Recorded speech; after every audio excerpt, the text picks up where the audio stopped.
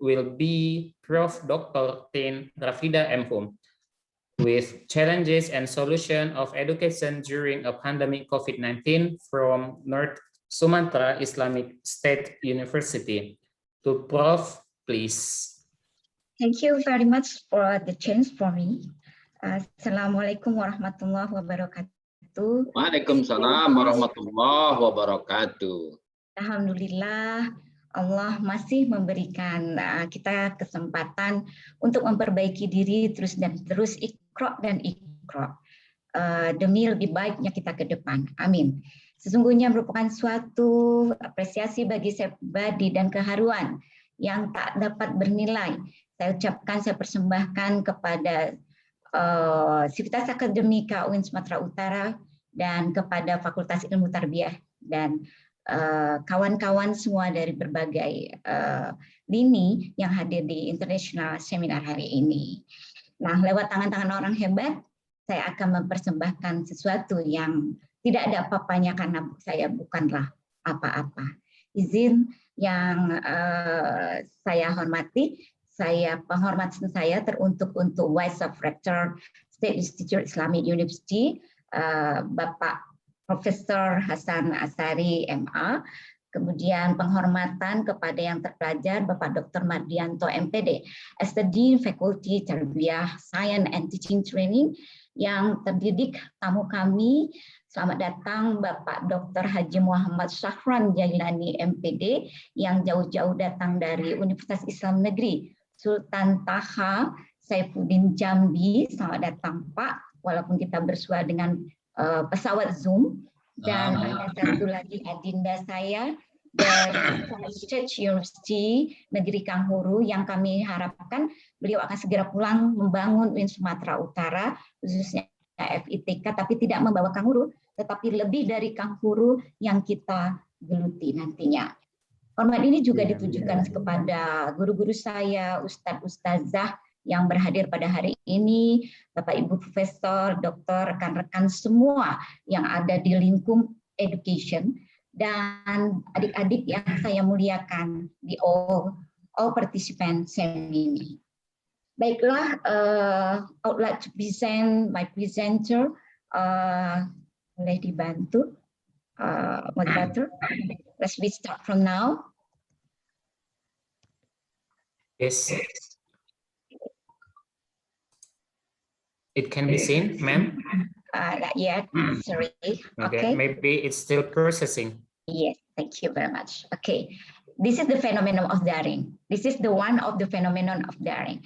Oke, Bapak Ibu izinkan saya karena partisipan juga tidak semuanya dari, nanti ada native speaker-nya, saya kurang berani nih, ada native speaker yang original, saya ecek-ecek aja ya. Bapak Ibu, tema yang diberikan cukup masih bernuansa dengan Hari Pendidikan Nasional, itu terkait dengan yang satu ini. Nah, atmosfer seperti ini masih banyak kita temukan. Coach boleh pointernya atau saya dijadikan co-host? Jadi dalam hal ini atmosfer seperti ini masih menjadi suatu yang nyaris kita lihat di berbagai ruang dan waktu. Masih terdapatnya fenomena pembelajaran daring yang mahasiswi, bukan mahasiswa ya, masih mencari-cari berlomba signal di daerah kelapa sawit sana. Ini masih kita temukan dalam proses pembelajaran kita. Mereka sambil bercurhat seperti ini. Kemudian karena di rumahnya juga terganggu signal, mereka juga akan pergi kepada warung internet, masih meninggalkan tradisi, tidak meninggalkan tradisi lama seperti ini. Ada pergi ke warung warnet dan tidak menutupi kemungkinan sampai detik ini walaupun sudah 2 semester kita melaksanakan pembelajaran daring, tetapi karena mahasiswanya dalam satu keluarga ada 3 dan 4, ada yang berebut laptop, orang tuanya mampu hanya menyediakan 1 laptop dan 2 HP, masih fenomena seperti ini yang terjadi di kita. Ada pula yang menyatakan memang, ya daring bikin kita darting, setelah daring, maka ada kemudian juga boring, karena mungkin bukan polesan dan ada tidak menjadi suatu polesan tiba-tiba hadir daring ini seperti yang dikemukakan oleh Pak Wakil Rektor tadi, kita nikmati yang ada, bersyukur saja yang ada plus dan minus, ada sisi positif, ada negatif. Pernyataan daring yang membuat kita seperti ini, dari daring menjadi boring, bahkan menjadi garing, dan akhirnya menjadi darting. Next please. Next please. Please. Nah, setelah itu beberapa kebijakan lahir darinya Mas Menteri Nadiem Makarim, sehingga Pak Dekan juga bergerak cepat kepada para dosen-dosen kita dengan menyatakan siap. Kita harus siap dengan berbagai kondisi. Itulah keadaan dosen di Fakultas Ilmu Tarbiyah dan Keguruan di UIN Sumatera Utara. Apapun keadaannya harus siap. Dengan lesson plan yang sudah di-arrange sebelumnya, kita harus siap dengan memilih KD esensial, lesson plan yang esensial yang kita persembahkan. Tentu lesson plan yang ada, yang telah kita desain sebagaimanapun bagusnya, karena kita harus menerima takdir seperti yang dikemukakan oleh Pak Wakil Rektor, kita harus mengkondisikan. Jadi dosen-dosen semua dari asisten ahli sampai profesor pun sendiri pun harus terjun ke dunia daring. Kadang kita indah sih melakukan Zoom ini jadi lebih pintar. Dulu kita tak tahu mood dan mute, terbongkar semua transparansi dalam yang harusnya kita bicara ini itu jadi terdengar semua, ini transparansi. Jadi di dalam daring juga ada prinsip manajemen. Betul kata Pak Wakil Rektor, ada kita sisipkan manajemen mulai dari planning, implementation, dan evaluating. Jadi ini yang harus kita gugah ketika kita akan Zoom meeting, sebaiknya kita memanage kapan kita unmute dan kapan kita mute. Terkadang ini menjadi sepele, tapi begitu penting. Terdengarlah ketika kita dalam proses pembelajaran ada yang orang tua meminta tolong angkat jemuran, jadi transparansi terdengar. Ini bentuk suatu transparansi. Terdengarlah bengkel-bengkel di surroundingnya, terdengarlah suara apapun yang terdengar. Nah ini menjelma di dalam pembelajaran dari kita. Oke, saya izinkan jadi host ya, biar segera cepat slide-nya berjalan. Boleh host? Di slide ketiga, tolong host. Slide ketiga. You have been a host, ma'am. Oh, thank you. Thank you. I'll try to make Share a post. screen, yes. But it's not running well, I think. Okay, I stress by myself. Oke, Bapak Ibu, ini fenomena daring juga. Ya, nah oleh keputusan nomor 1, keputusan bersama antara Menteri Pendidikan dan Kebudayaan, Menteri Agama, kemudian ada Menteri Kesehatan dan Menteri Dalam Negeri, maka intinya pembelajaran pada masa pandemik coronavirus disease ini adalah daring. Oleh sebab itu tadi Pak Dekan daring, kata-kata kunci di slide pertama saya adalah daring. Nah, kemudian dilanjutkan dengan pengembangan sesuai kebutuhan, bahwasanya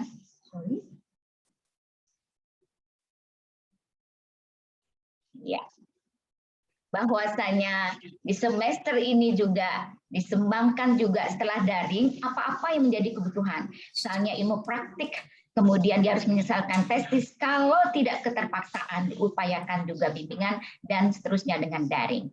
Kemudian peraturan nomor 7 tahun 2020 juga tertera pendidikan jarak jauh. Nah, pendidikan jarak jauh itu boleh dimaknai juga dalam e-learning.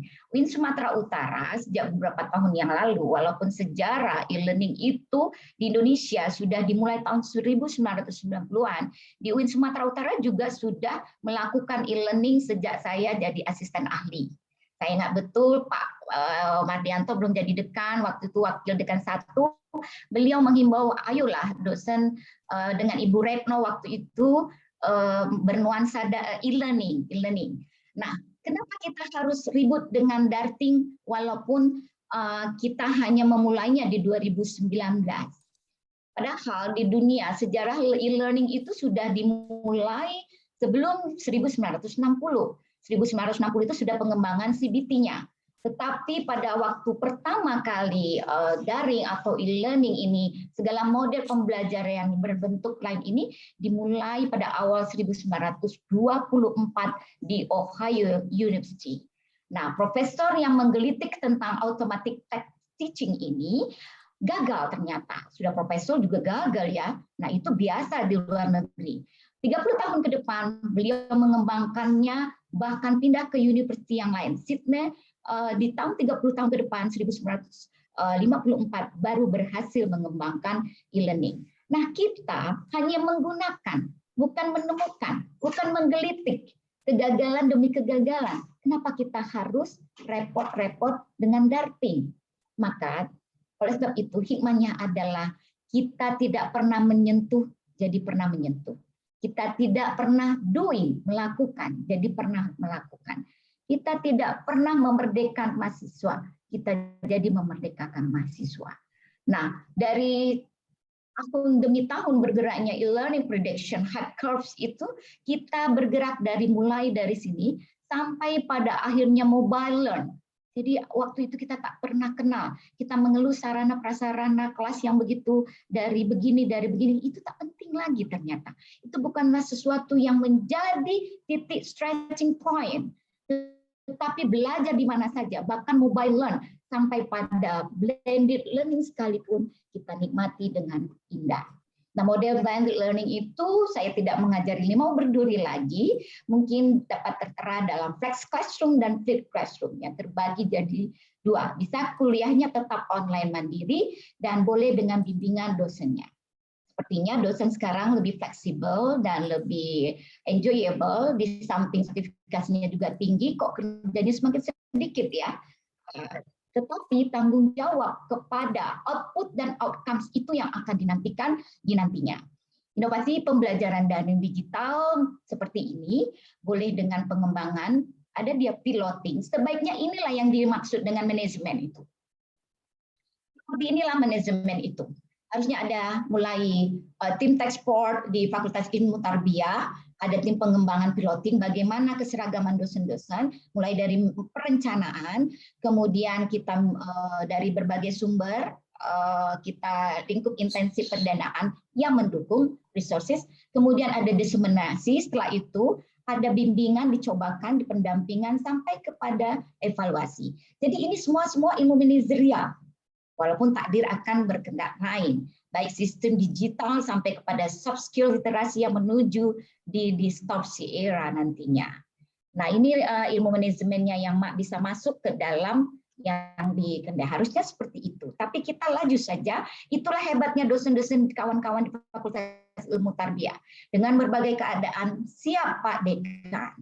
Nah, inovasi pembelajaran daring digital, ada yang tele, e-learning, kemudian global education, global research, sampai pengembangannya dari aplikasi, menawarkan dari nasional ke nasional, internasional, dan semuanya terkemas dalam inovasi pembelajaran digital. Ini yang sedang dunia dunia disrupsi inilah yang sedang kita lakukan. Kita agen termasuk agen perubahannya. Nah, Bapak Ibu, peserta seminar yang saya muliakan, inovasi modul digital yang terus berkembang seperti micro learning, ternyata kita sudah melakukannya, sudah mengimplementasikannya. Tetapi kita tak begitu tahu di mana posisi kita sekarang. Apakah di platform yang merupakan ada sumber belajar digital terbuka oleh aplikasi, contohnya di Spada, apakah di forum pengembangan pemanfaatan belajar bersama dengan digital dari apakah di expose ada kita melakukan video, semuanya sudah kita lakukan. Tapi tak tahu kita asal muasal, asbabun nuzulnya kita tak entah berantah di mana.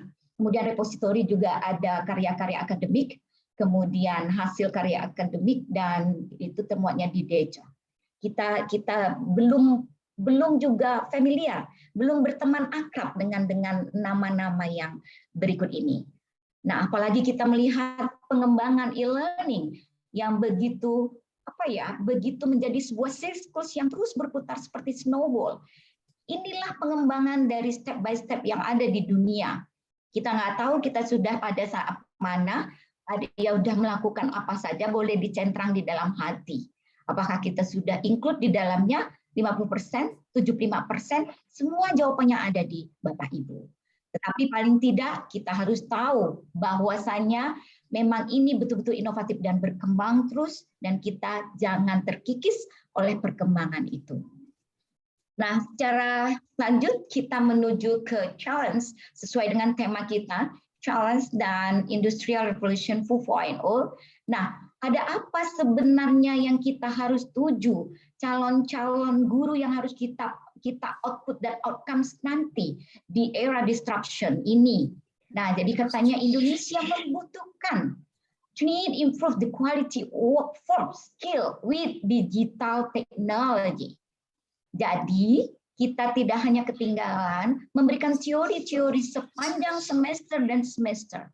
Bagaimana kita bersama-sama dengan mahasiswa kita untuk turut di dunia digital dan teknologi. Karena kita tidak boleh ketimbangan ini, karena ini yang akan menuju industri 4.0. Kita tidak terlepas dari ini.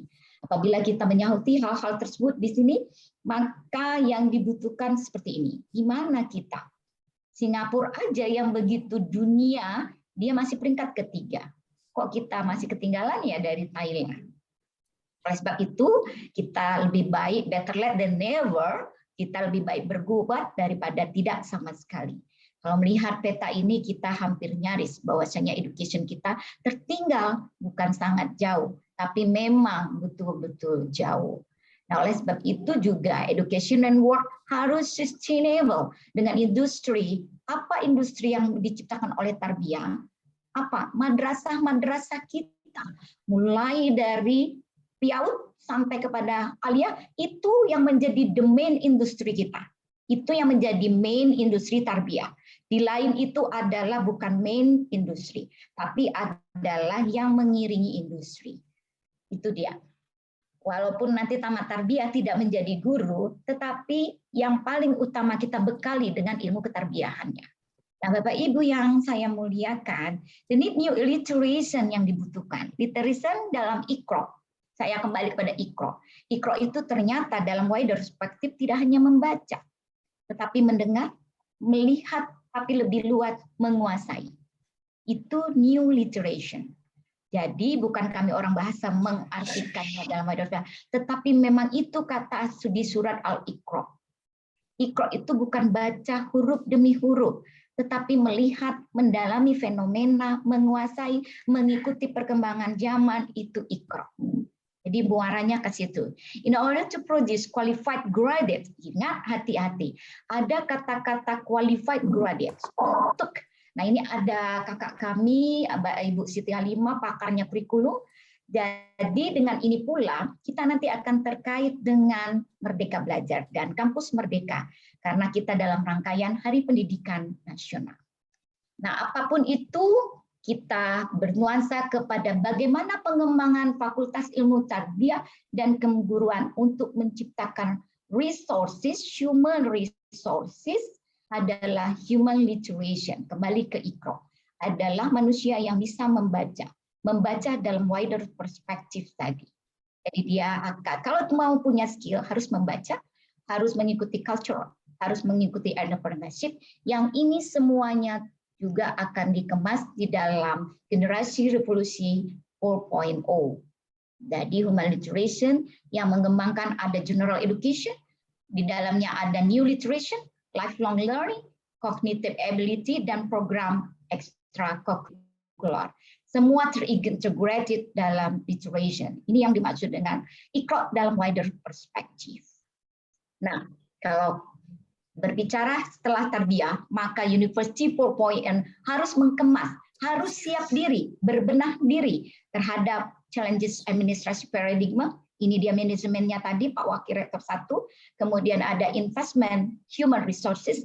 Ini ada di pengembangan Tarbiyah, karena dia yang akan melahirkan output dan outcomes, bagaimana difusi inovatif di human resources itu bisa menjadi diseminasi ke seluruh, bukan hanya Indonesia, tetapi kepada world dunia, kemudian kalau sudah human resources-nya bisa berkompetitif di internasional, maka universitasnya pun akan berinternasionalisasi, berkolaborasi. Nah, setelah itu dia tidak akan luput dari universitas yang berbase teknologi development. Karena ini menjadi big data, apapun yang diminta oleh orang luar bisa terbaca di big data. Inilah University menuju 4.0. Ini saya kutip dari Menteri Pendidikan dan Kebudayaan waktu itu, kita mendapat kesempatan untuk hadir di seminar juga.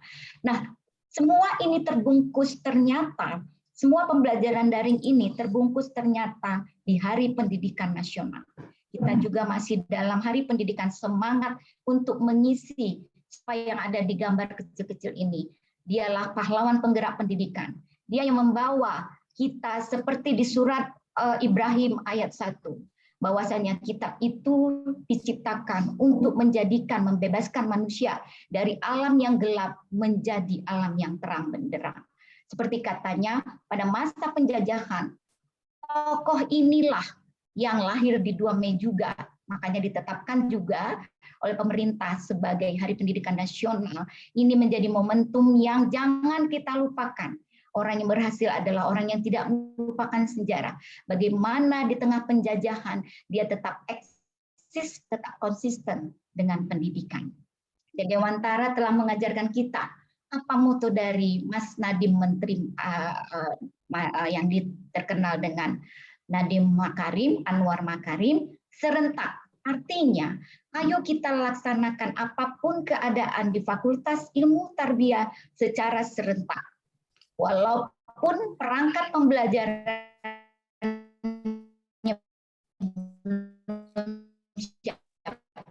tapi kita siap, serentak kita bergerak menggunakan berbagai faktor. Ayo serentak kita bergerak. Jangan masih ada lagi yang menggunakan traditional models. Nah, kemudian dalam rangkaian mewujudkan merdeka. Kata-kata merdeka ini terkait dengan merdeka belajar, khususnya di Universitas adalah kampus merdeka. Apa arti kampus merdeka? Ini ada program kampus merdeka yang telah dilaunchingkan dan UIN Sumatera Utara, khususnya Fakultas Ilmu Tarbiyah, harus bersinergis dan harus berbenah diri, menyambut sifat positif, bahkan menyupport semua, supporting akan semua gerak-gerakan ini. Kenapa? Generasi emasku akan lahir dari Fakultas Ilmu Tarbiyah dan Keguruan. Kita sudah melakukan ada beberapa student exchange. Jadi student exchange itu adalah untuk membentuk karakter. Karakter kita di dunia ini berbeda-beda. Jadi kita harus mengerti dengan budaya di berbagai agama, di berbagai bagaimana kita berempati dengan orang-orang di sana. Itu yang akan terbentuk di student exchange. Magang itu menjadi suatu kebutuhan lagi. Oleh sebab itu, magang itu tidaklah menjadi sesuatu yang main-main. Ini harus dipikirkan oleh tim task force Fakultas Ilmu Tarbiyah untuk menciptakan tidak hanya 20 SKS, tetapi menjadi 60 SKS. Agar apa? Ilmu pengalaman yang didapat oleh mahasiswa kita nanti tidak kering hanya dengan sebentar atau 1 bulan. Yang selama ini kita dalami 3 bulan, itu tidaklah menjadi cukup. Jadi magang melalui lebih dari 20 SKS, 60 SKS diberikan kepedasan kepada mereka untuk menjadikan mereka lebih berpengalaman daripada mendapatkan teori-teori. Jadi tidak mengganggu juga dunia industri, baru perkenalan, baru membuat data, baru mereka di support dengan program-program, sudah perpisahan. Jadi ini menjadi tidak akan, jadi long life itu di sana lebih mumpuni untuk mereka mendapatkan pengalaman yang tidak kering. Kemudian banyaknya madrasah, berapa madrasah hanya untuk di Sumatera Utara yang membutuhkan tangan-tangan halus dari calon-calon pendidik. Oleh sebab itu, kirimkanlah konsistensi madrasah. Riset menjadi sesuatu yang bukan main-main, tetapi dia sampai kepada inherence ke dalamnya. Studi project independen sebenarnya banyak dilakukan mahasiswa kita selama ini, tetapi tidak diekspos, tidak diberi ruang waktu. Oleh sebab itu, Kampus Merdeka nanti akan menaunginya ini. proyek kemanusiaan, kita kalah dari mahasiswa. Mahasiswa sudah langsung pergi ke Gunung Sinabung, baru telepon kita, Ibu mau ikut membantu, seperti itu. Kenapa ini tidak diwadahi? Mereka sudah berbuat, kita juga berbuat, tetapi kita kadang-kala masih terlambat, hanya mendoakan. Seperti itu fenomenanya. Oleh sebab itu kita harus juga Bapak Ibu dosen, kita harus inherent ke dalam program-program tersebut. Selanjutnya nanti ada vision. Banyak mahasiswa yang mempunyai fashion di ajang nasional dan internasional. Kenapa tidak kita apresiasi? Dengan mendapatkan kampus merdeka, mereka sudah mendapatkan ini melalui SKS-nya. Nah, Bapak Ibu, kemudian juga entrepreneurship. Sepanjang ini Universitas Islam Negeri Sumatera Utara sudah mengenalkan teori entrepreneurship. Tidak mungkin loh semua lulusan Fakultas Ilmu Tarbiyah akan menjadi ASN, di mana kita menggugah mereka yang menjadi entrepreneur yang akan membuka lowongan kerja, akan kita wadahi oleh generasi emasku dari Fakultas Ilmu Tarbiyah. Nah, kemudian yang terakhir KKNI tematik. KKNI tematik ini bagaimana mereka tidak hanya 20 SKS bergaul di masyarakat, menemukan, melakukan sendiri oleh mahasiswa. Kita beri ruang merdeka. Di sini artinya merdeka. Apa arti merdeka? Pelajaran apapun by blended, luring, daring, kata-kata kuncinya adalah memberi kebebasan kepada merdeka. Ini salah satu hikmah yang bisa kita ambil dari pembelajaran COVID-19 ini. Kita berikan, kalau contohnya ada mahasiswa pembelajaran bahasa Arab, bahasa Inggris, bagaimana kita memerdekakan kita sebagai steward, kata Pak Mardianto, kita sebagai instruktur yang mengarahkan. Tetapi pemodelan, apa yang mau diajarkan sekarang contohnya, mahasiswa belajar bahasa Inggris mengajarkan 16 tenses hanya dengan durasi 30 menit dengan video, tetapi mereka yang mencari sendiri sumbernya. Mereka yang mendesain sendiri bagaimana pemodelan mengajarkan tenses. Kalau bahasa Inggris nahu sorof, fi'il madhi, fi'il mudhari, fi'il amar. Kalau bahasa Inggris present tense, continuous past tense, dan perfect tense. Bagaimana dengan model video mereka bisa mengemas? Ternyata mahasiswa kita hebat. Bisa dalam waktu 30 menit. Inilah maksudnya memerdekakan. Inilah salah satu bentuk memerdekakan manusia. Mengapa? Di semester 1 kita cekoki dengan teori. Kita memandunya, membimbingnya dengan teori. Di semester 2 jika ada kata intermediate, itu tidak lagi dengan teori. Tetapi mereka melakukan sendiri, mencari sendiri. Jadi kalau kami bilang di English Department kami, all by myself. Itu buku yang akan saya launchingkan, belum selesai. All by myself artinya jika kita mau menjadi guru yang berhasil, maka kita mulai dari mencari, melakukannya sendiri. Jadi all by myself ini memerdekakan mahasiswa kita dari segi pemodelan pembelajaran. Dan satu hikmah lagi yang kita petik adalah kita banyak belajar dari fenomena ini. Nah, saya tertarik kenapa Mas Latif tidak mau melanjutkan studi di Indonesia. Karena dia kepingin menjadi tidak doktor, tetapi dia mencari PhD. Jadi dia ilmu, karena semua ilmu itu adalah dari filosofi. Kalau tambatan dari PhD itu kan berarti dia sudah mendalami filosofi. Filo itu dia mencintai, dia kekasih. Sophia itu adalah kebijakan dan pengetahuan. Itu dari bahasa Greek. Mas Latif sudah memahaminya dan beliau akan menyandang berpikir secara asasi, thinking deeply and principally, kemudian dia akan memburu kebenaran, hunting the truth, kemudian mencari kejelasan, seeking for the clarity, dan berpikir rasional, thinking rationally.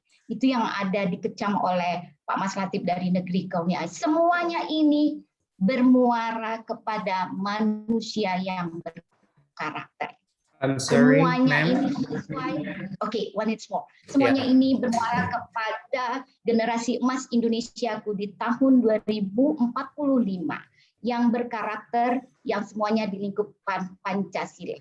Goal generasi ini sesuai dengan Belfrich mengatakan bahwasanya ada grand design di sana nanti menjadikan manusia yang inovatif berkarakter di 2045. Demikian dari saya. Sebenarnya saya mau mempersembahkan dalam rangkaian Hari Pendidikan Nasional saya tidak pandai berpuisi, tetapi saya sudah menggoreskan sekecil mungkin puisi untuk khusus Pak Dekan supaya tetap semangat membimbing kami, menjadikan kami seperti ini. menjadikan kami seperti ini. Saya khususnya menjadi profesor gara-gara beliau. Saya tak pandai membacakannya, tapi bisa dibaca sendiri. Inilah desain puisi saya yang bertitle FITK. Kugoreskan kisah menggelus sejarah besertanya. Kuntai komitmen keilmuan bersamanya. Kuiringkan doa, bergerak, serentak mewujudkan merdeka belajar untuknya. Kuagungkan penghambaanku pada Sang Pencipta. Bersamanya FITK menggapai mutiara masa depan. Bersamanya mampu selamatkan pergaulan nuansa surga. Bersamanya kumohon tak terjebak pada dunia fana. Tak jelas asalnya, tak jelas pula hasilnya.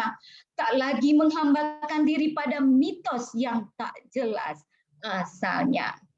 FITK dengannya hidup insan menjadi mulia. Dengannya mencari ilmu untuk kesejahteraan dunia.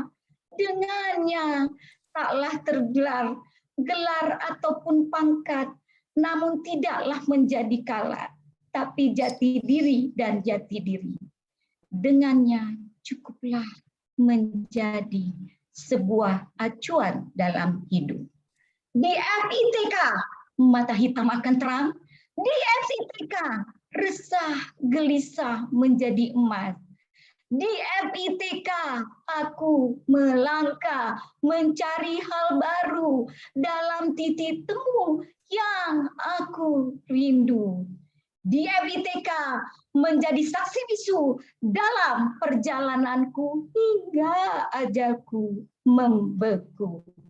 Di FITK, kuhaturkan selamat Hari Pendidikan Nasional 2021 bagi segenap Civitas Akademi terkhusus Fakultas Ilmu Tarbiyah dan Keguruan.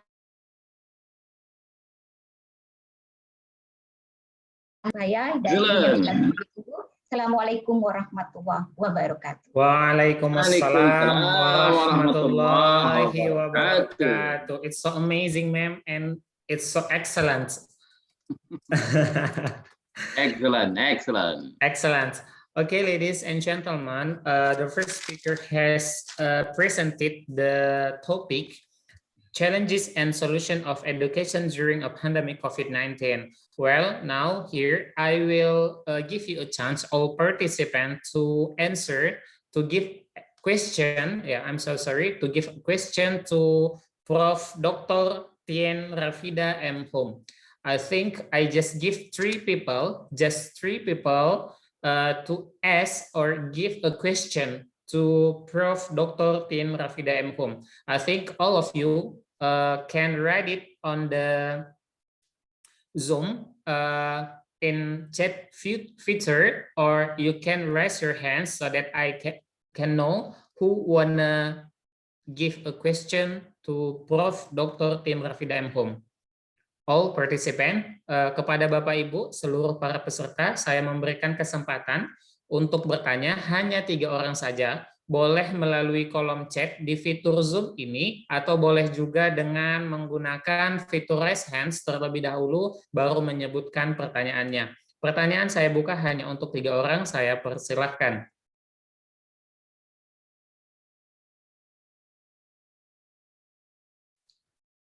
Sambil menunggu, mungkin paparan dari Prof. Tien Rafida tadi sangat menarik dan menyenangkan sekali, bahwa disruption technology atau disrupsi teknologi itu setidaknya melibatkan 3 kombinasi atau komponen ya, Prof. ya. Pertama itu physical, and then second digital, and then biological domain. Jadi setidaknya ada 3 hal yang harus benar-benar kita perhatikan dalam menghadapi disrupsi teknologi ini. Dan tentunya itu diperlukan kesiapan lahir batin gitu ya, Mem ya, Prof. Boleh unmute, please unmute your speaker.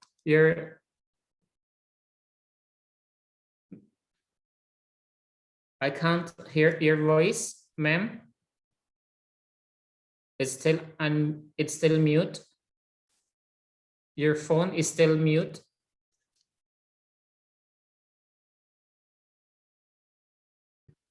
Co-host, please. Yeah. Okay.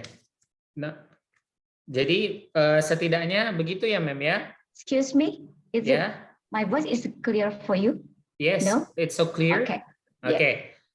Jadi setidaknya ada 3 hal yang perlu kita persiapkan ya, Mem ya, Ya. menghadapi teknologi disruption, first physical and then digital and then biological domain.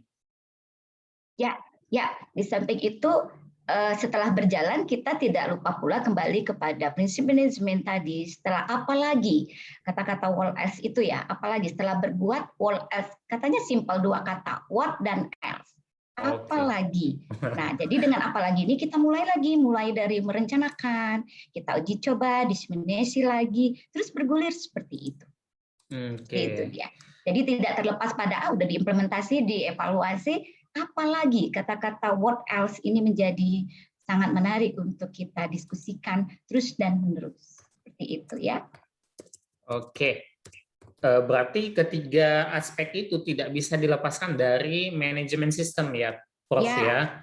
Ya, bergulir semuanya. Jadi seperti Merdeka Belajar, kita tidak diberi hanya ruang waktu untuk contoh di English Department, nanti 60 SKS mahasiswa juga boleh belajar manajemen, boleh belajar ilmu psikologi dengan Pak Dekan, apa saja gitu. Boleh di luar kampus, boleh di tempat Pak Mas Latif, boleh gitu. Jadi diberi kebebasan, itu merdeka. Jadi kita juga dosen harus berbenah diri dengan kampus merdeka yang akan nantinya kita respon. Oke, Merdeka Belajar, it means learning everywhere. Yes. And then learn from whatever. Yeah. Do by yourself, all by myself. Okay. Seperti itu ya. So we can upgrade our knowledge, our competencies, and etc. Ya, jadi kalau kita mulai memerdekakannya dari semester 2 sudah mulai melakukan sendiri. Kalau untuk mastering 16 tenses dia melakukan mencari sendiri dengan modelnya, dia mempraktekkan sendiri. Nanti di semester 6 nggak goyang lagi kakinya untuk praktik di lapangan di industri gitu ya. Oke, baik, thanks a lot, Ma'am. Kami masih menunggu Bapak Ibu para peserta seminar internasional. Herwansa. Baik. Bila memang efektivitas waktu kita manfaatkan, mungkin juga bisa Mas Latif, nanti biar sekalian mungkin ada yang bertanya, coba dipertimbangkan. Terima kasih. Baik, terima kasih Bapak. Baik, sambil menunggu kita untuk efektivitas waktu, kami mintakan kepada Bapak Mas Latif Dwi Purnomo MA. Ya, udah manggil Bapak, manggil Mas lagi ya, mudah-mudahan bertambah-tambah kewibawaan beliau nih. Panggil Bapak dan panggil Mas Latif. Topik yang akan dibawakannya adalah Education in the Challenging Time in Australia. Beliau sendiri yang akan memandu untuk share screen-nya. Kepada Bapak Mas Latif Dwi Purnomo MA, kami persilahkan.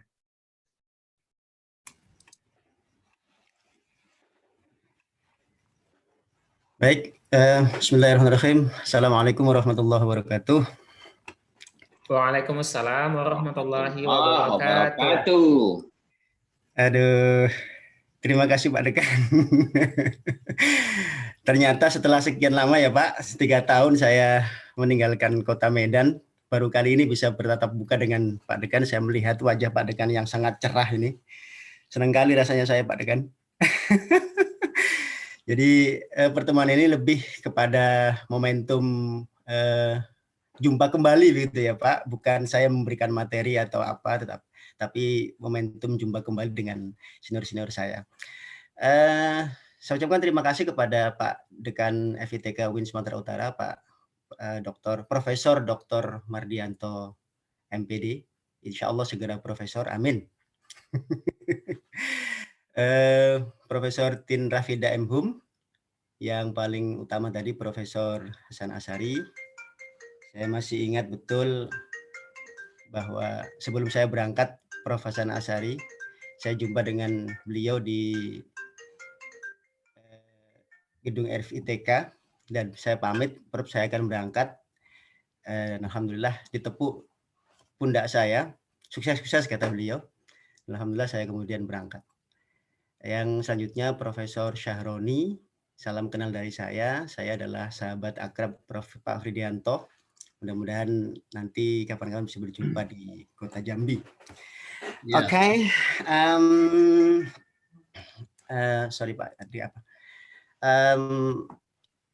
Because this is this international seminar, maybe I'm going to speak English in providing my material, but yeah, it's up to you, the moderator. Can I speak Indonesia or speak English? It's okay, but my slide is will be presented using English. Yeah, so maybe just speak English and Indonesia. I'll combine for this to make understand for the participant for today's seminar. Okay, I'm going to try to share my screen. This is talk about the education in the challenging time in Australia. Yeah, this is my material. I give the title for this slide is education in the challenging time in Australia. We have some challenge in facing the education during a new normal for this condition, especially in Australia. Ya, pertama kali saya ingin menampilkan ini. Jadi kondisi hari ini saya di Australia sedang dalam kondisi winter season. Ini kondisi yang dingin, bisa mencapai 5 sampai 3 derajat Celcius, bisa dibayangkan. Jadi tapi masih lebih dingin di Eropa ya. Di Eropa itu bisa sampai 0 minus derajat atau di bawah 0. Kalau di sini paling rendah hanya sampai 2 derajat. Jadi ini sekarang kondisi normal sekitar 9 derajatan lah. Ya, makanya saya pakai rompi ini. Pak Dekan mohon maaf karena kondisi dingin bukan berarti saya sudah meninggalkan kecintaan saya terhadap batik ya Pak Dekan. Tapi karena memang kondisinya agak dingin, jadi walaupun siang tetap kondisi suasana dingin dan harus pakai jaket. Kalau enggak nanti masuk angin Pak Dekan. Nggak bisa pulang nanti ke Indonesia kalau masuk angin. Okay. For the participant, I'm so sorry if I can't give the good presentation for today because I'm still study, of course. Saya masih belajar ya, masih menuntut ilmu sama seperti bapak-bapak di sini saya lihat para mahasiswa S3 ya. Bapak dan Ibu sekalian para mahasiswa S3, sama seperti saya juga mahasiswa S3. Bahkan di sini dihajar habis-habisan oleh supervisor sehingga kalau harapan Bu Titin saya harus segera pulang, saya menyatakan kayaknya nggak cepat-cepat pulang Bu. Mohon bersabar dulu sekitar 2 tahun lagi lah saya baru menginjakkan kaki saya di kota Medan insya Allah. Minta doanya Pak Dekan supaya lancar ini ya Pak Dekan. Masih mumut-mumut terus Pak Dekan ini tentang metodologi ini Pak Dekan. Analisa data ini nggak selesai Pak Dekan ya. Dan mudah-mudahan lancar semuanya dan Allah memberikan yang terbaik untuk saya. Oke, untuk mengawali presentasi saya, this is the Australian government poster. Jadi kondisi pandemi ini memang menuntut semua negara untuk merubah sistem yang mereka lakukan sebelumnya, tanpa terkecuali Australia. Australia juga demikian.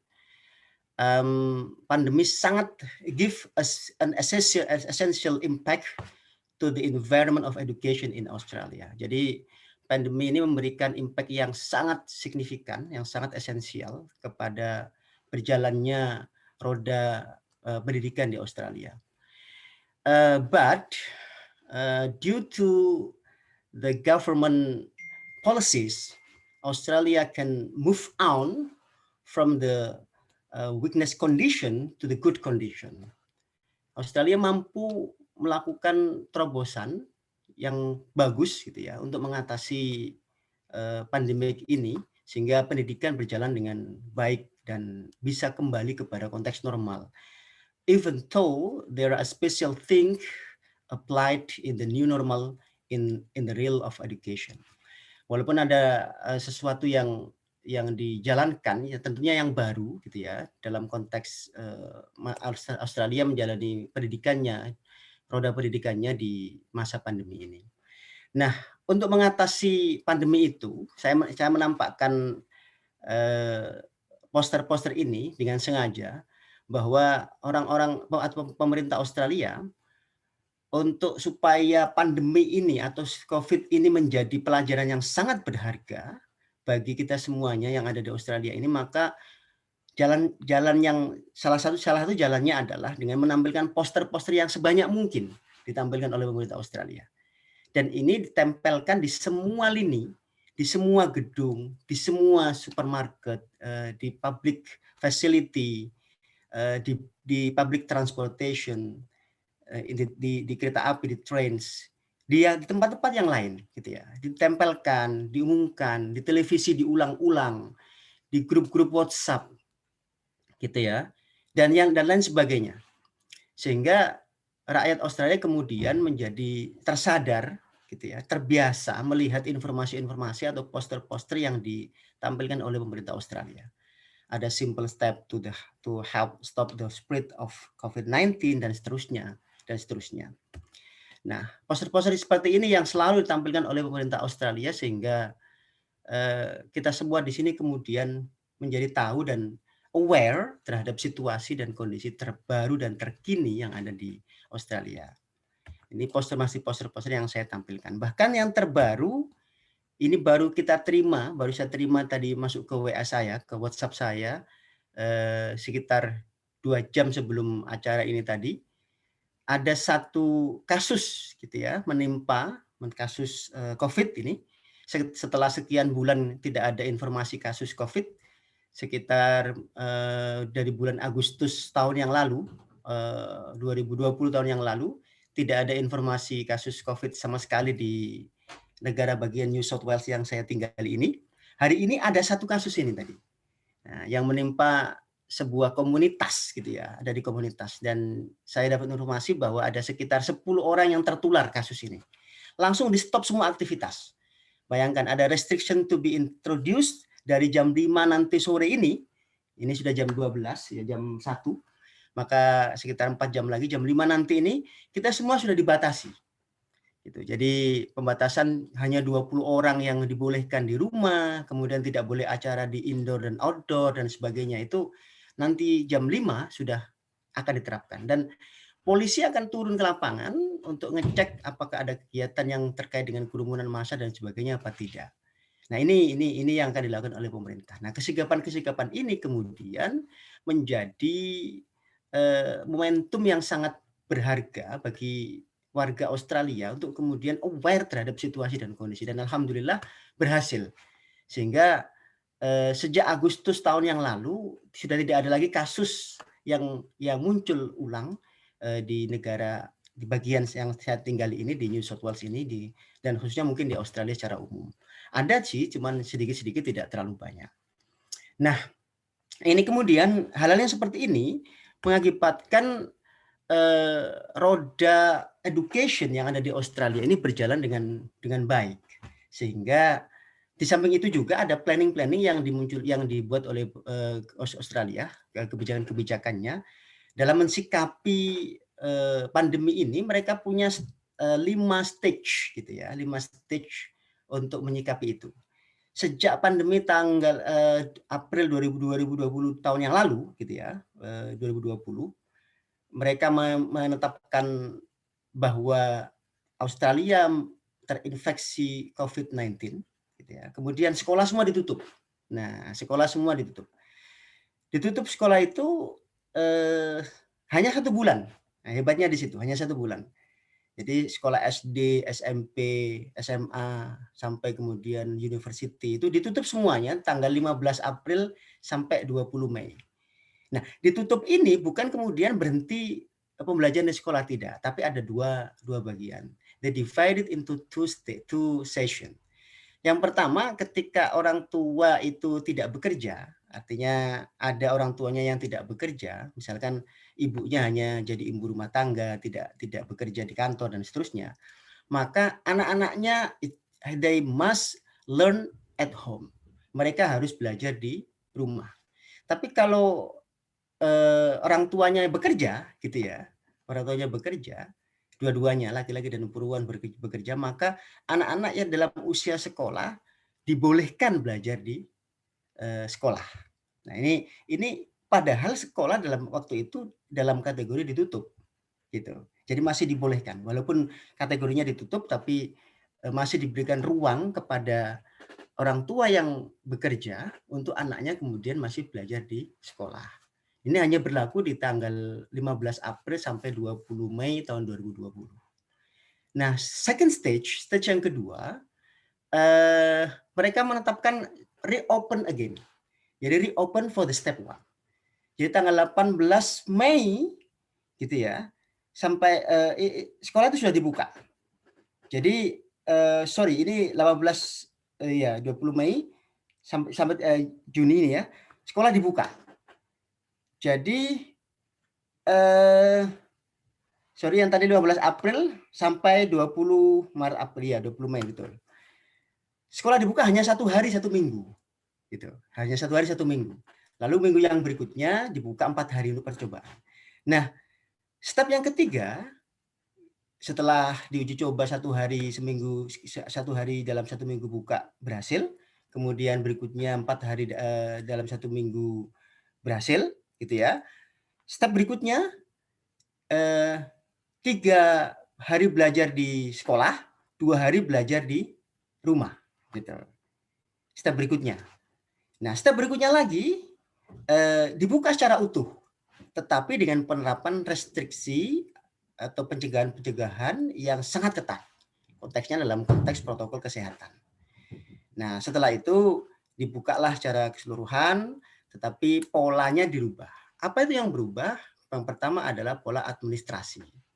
Jadi pola administrasi orang-orang di Australia yang dulu boleh wali siswa, gitu ya, orang tua siswa itu boleh berjumpa dengan school staff-nya, berjumpa di kantor dan sebagainya, atau boleh mengantar ke sekolah bagi anak usia sekolah kindergarten, kemudian elementary sampai secondary itu boleh diantar orang tuanya. Pada saat pandemi ini sudah nggak boleh lagi.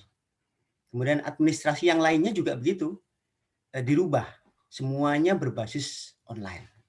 Nah, step yang terakhir ini, hari ini sekolah sudah sekolah seperti biasa bagi anak-anak usia sekolah. Sebagaimana biasa mereka bersekolah, tetapi pola administrasinya dirubah. Jadi mereka dulu bisa face to face, sekarang sama sekali tidak bisa. Semuanya yang dalam konteks administrasi menggunakan basis elektronik atau internet dalam konteks online administration. Barangkali ini juga sudah berlaku di Indonesia ya. Nah, bagaimana mereka mengatur sekolah di rumah pada saat itu? I'm sorry, sir. 5 minutes more for the presenting. Cara mengaturnya sangat indah. Artinya ada sebuah aplikasi untuk anak usia sekolah ini dinamakan dengan SISO application. Jadi semua materi dikirim oleh guru pada pagi hari, dikirim ke sekolah ke SISO application ini, kemudian dilihat oleh anak-anak di rumahnya, kemudian mereka menjalankan tugasnya di aplikasi ini, kemudian mengirim hasil tugas itu di aplikasi dan dicek oleh guru. Nah, ini yang terjadi. Nah, sistem seperti ini bukan hanya dilakukan pada saat masa pandemi, tapi sudah dilakukan sejak lama. Hanya dalam masa pandemi ini, sistem ini kemudian sangat-sangat bermanfaat dan berguna. Sebagaimana dikatakan Prof. Hasan Asyari tadi, bahwa kita memang memiliki dampak yang positif dari konteks pandemi ini, sehingga bisa melahirkan sistem-sistem yang baru.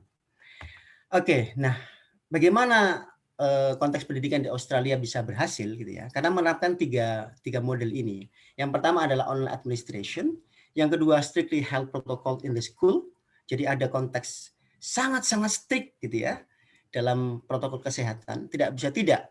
Kalau pemerintah menyatakan harus pakai masker, ya pakai masker, nggak bisa ditawar-tawar. Kalau pemerintah harus social distancing 1.5 meters, ya harus dilakukan, dan seterusnya. Itu nggak bisa tawar-tawar. Yang ketiga adalah less homework. Jadi PR itu sangat sedikit. Nggak kayak kita di Indonesia, PR-nya banyak gitu ya. Di sini hampir tidak ada PR. Jadi anak-anak saya sekolah itu ya kalau di rumah kita tidak dia tidak pernah ngerjakan PR, ya kita ajari hal-hal yang lain ya, karena memang di sekolah itu sudah dituntaskan semuanya, diselesaikan semuanya di sekolah, sehingga mereka pulang ke rumah tidak lagi membawa beban.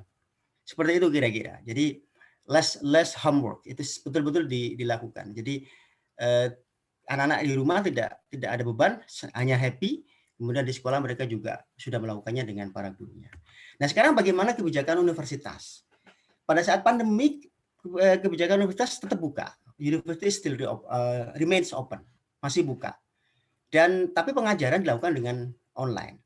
Nah, kita yang harus ke kampus untuk ambil buku misalkan, itu masih dibolehkan pergi ke universitas untuk ke perpustakaan untuk minjam buku dan sebagainya. Kalau buku itu tidak ada dalam PDF atau online-nya.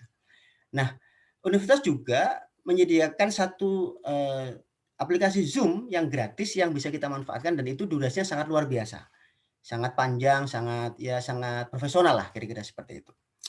Kemudian universitas juga rata-rata di Australia ini memberikan namanya financial hardship atau sumbangan untuk kita yang sedang dalam masalah kesulitan ini, kira-kira seperti itu. Jadi kita diberikan beasiswa lebih oleh universitas, dipotong SPP kita untuk karena konsekuensi dari masa pandemi kemarin itu. Nah, sampai hari ini walaupun ini pemerintah sudah membolehkan ada pertemuan kelas di universitas, tapi bagi mahasiswa S1 dan S2 di universitas di Australia ini masih rata-rata masih melakukannya dengan sistem Zoom. Tapi bagi mahasiswa S3 seperti kami, memang kami tidak ada kelas, kita hanya melakukan penelitian. Komunikasi kita dengan supervisor juga masih dilakukan lewat Zoom, walaupun masih sudah bisa dilakukan secara tatap muka. Tapi karena menjaga supaya tidak terjadi hal yang tidak diinginkan, maka kita tetap melakukan dengan konteks Zoom. Update data yang dilakukan oleh pemerintah Australia sangat luar biasa, sehingga data hari ini tadi baru kita dapatkan data dari pemerintah Australia bahwa ada penambahan kasus. Maka hal-hal yang dilakukan adalah melakukan restriksi-restriksi atau pembatasan-pembatasan pada kegiatan-kegiatan yang dilakukan masih di beberapa tempat. Nah, itu barangkali yang bisa saya sampaikan dalam forum ini. Mungkin nanti bisa diperdalam melalui konteks tanya jawab dan sebagainya. I'm so sorry. Thank you. Ya, assalamualaikum warahmatullahi wabarakatuh. Waalaikumsalam warahmatullahi wabarakatuh. Thanks a lot for Mr. Mas Latif Purnomo MA for presenting the topic. I think we next to third panelist. Langsung saja Bapak Ibu sekalian dan para peserta seminar internasional pada pagi ini, kita lanjut dulu ke pemateri yang ketiga, sehingga nanti di ending session atau sesi terakhir, sesi akhirnya bisa langsung tanya jawab. Baik, kepada Bapak Dr. Haji Muhammad Syahran Jailani MPD dari Universitas Islam Sultan Toha Saifuddin Jambi, apakah sudah bergabung bersama kita dan sudah siap? Insyaallah, insyaallah. Insyaallah. Alhamdulillah. Baik, ke waktu dan tempat saya persilahkan, waktu 15 menit dari sekarang ya Bapak.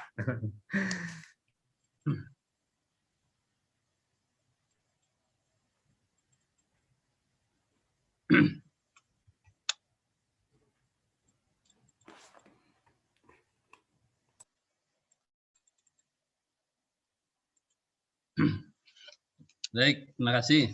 Assalamualaikum warahmatullahi wabarakatuh. Waalaikumsalam warahmatullahi wabarakatuh. Alhamdulillah wa syukurillah wa ni'matillah wa la haula wa la quwata illa billah. Yang saya hormati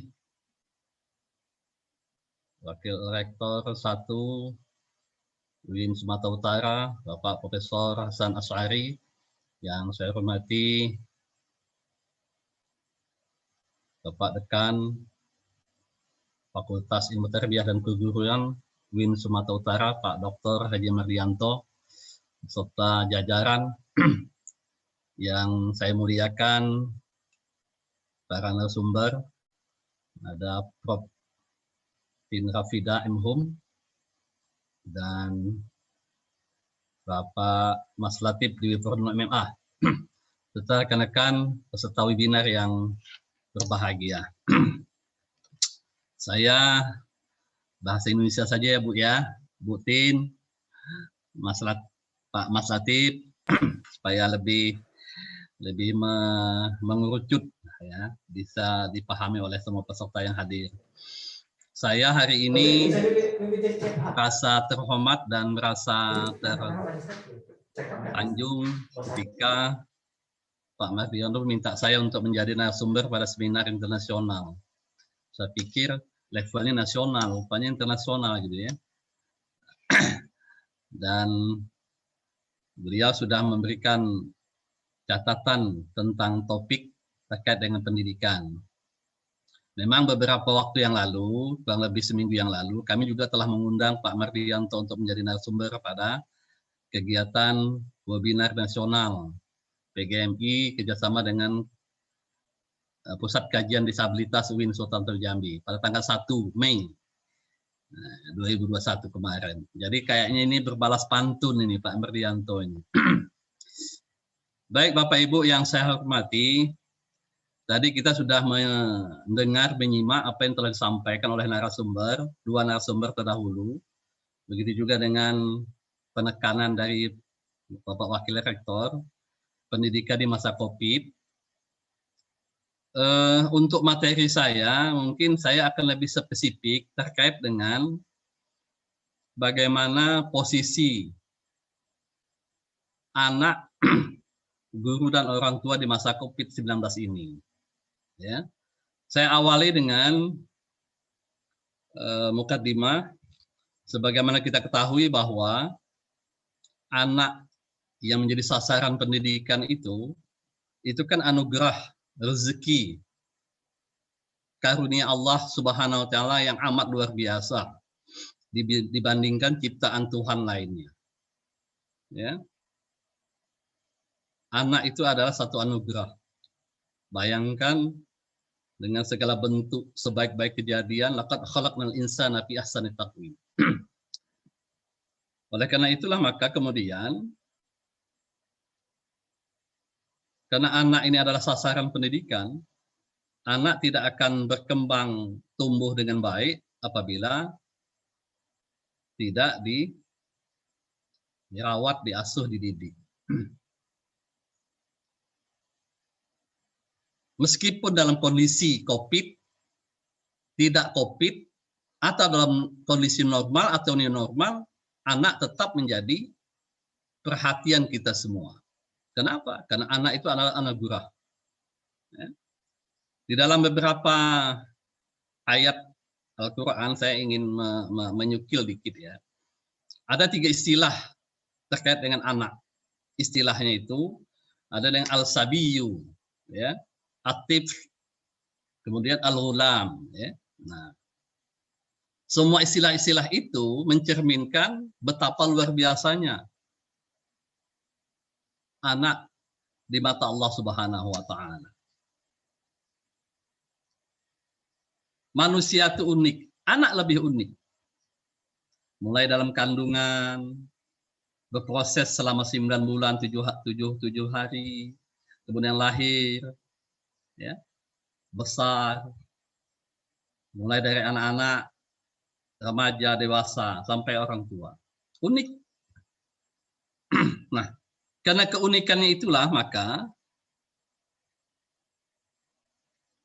Allah Subhanahu wa taala memberikan kelebihan pada manusia dibandingkan makhluk Tuhan yang lainnya. Yaitu apa? Akal, perasaan, dan nafsu. Makhluk Tuhan lainnya hanya nafsu saja. Manusia diberikan Tuhan kelebihan. Manusia adalah makhluk berpikir. Manusia sebagai makhluk yang punya perasa. Di samping juga manusia punya nafsu. Ketiga komponen ini menjadi keunikan tersendiri dalam diri manusia. Nah, oleh karena itulah maka kemudian karena manusia itu atau anak itu adalah karunia Allah SWT, maka tugas orang tua berikutnya adalah apa? Merawat, menjaga, dan memeliharanya. Ya, karena itu adalah kata kunci bagi kita orang tua yang memiliki anak. Kita tidak menutup mata kondisi hari ini saja misalnya. Betapa banyak orang tua yang kemudian mengabaikan tanggung jawab itu, bahkan membiarkan, bahkan membuang. Ya.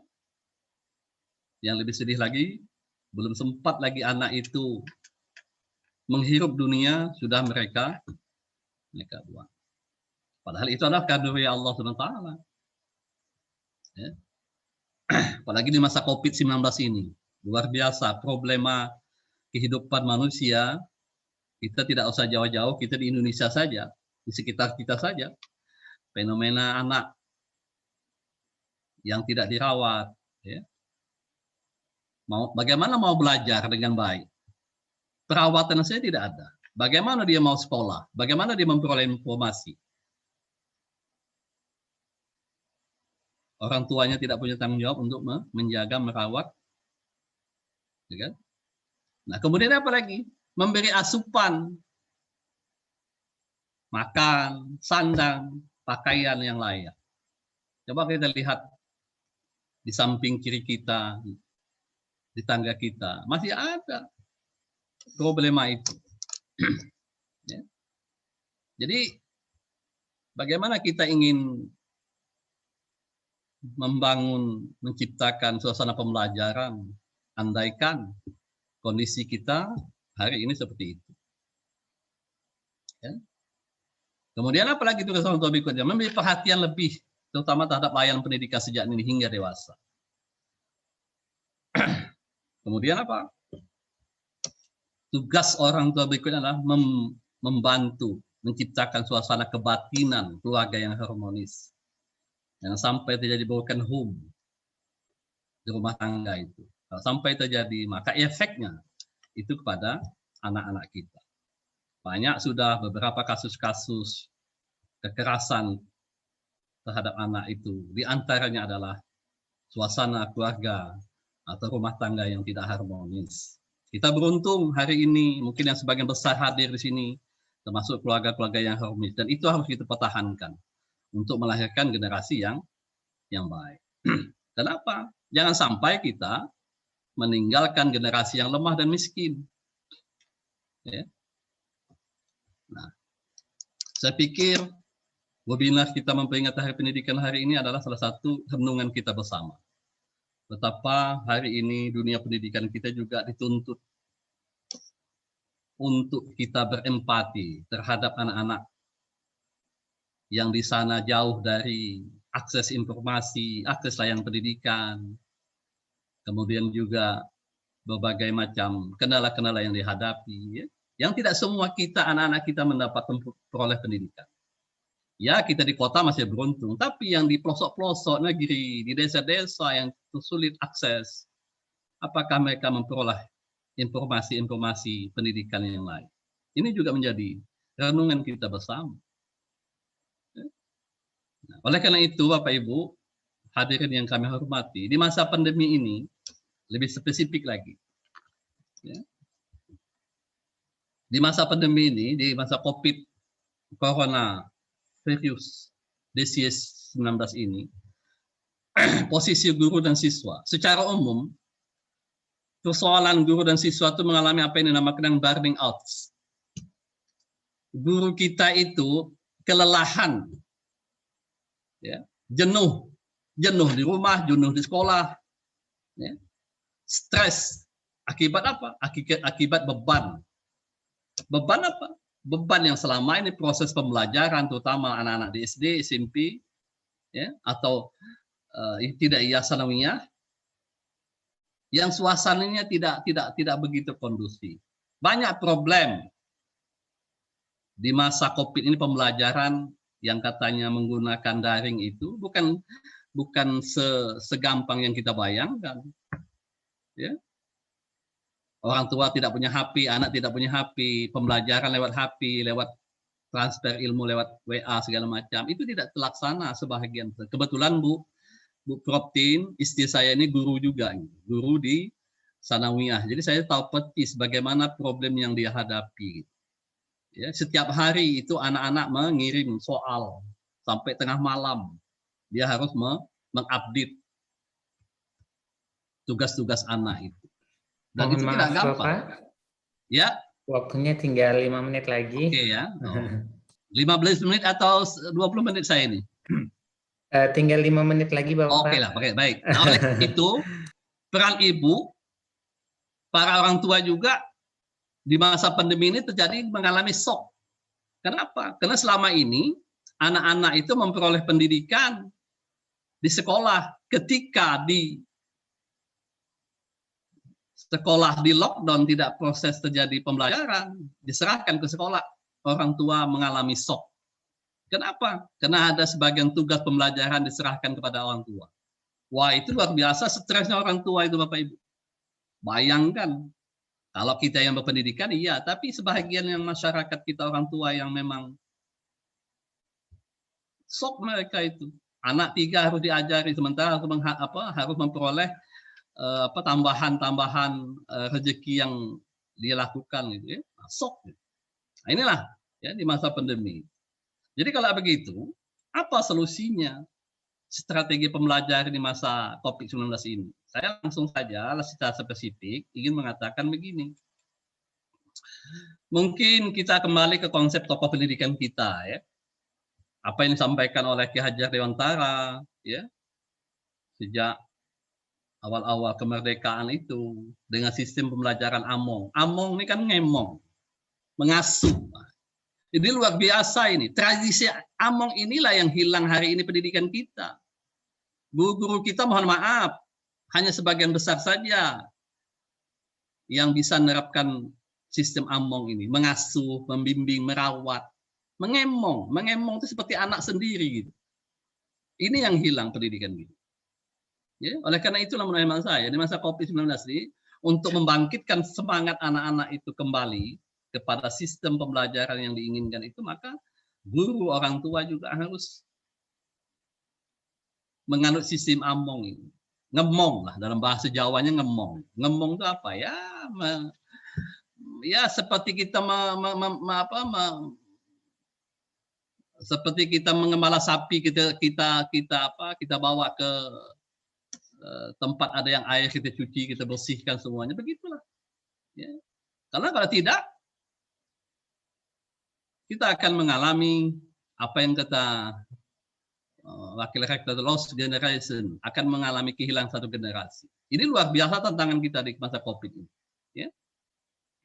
Oleh karena itu pendidikan keluarga menjadi penting, pendidikan alam, rumah tangga itu menjadi penting. Di samping juga guru memahami sistem pendidikan yang sudah dikembangkan selama ini.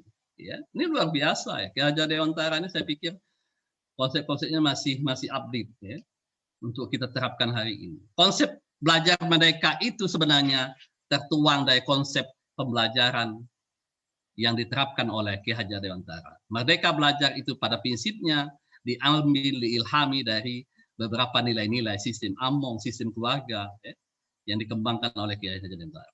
Yang kedua apa? Kita mengacu kepada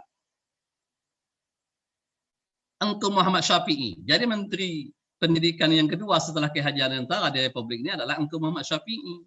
Beliau mendirikan INS, Indonesian Netherlands School, tahun 1926.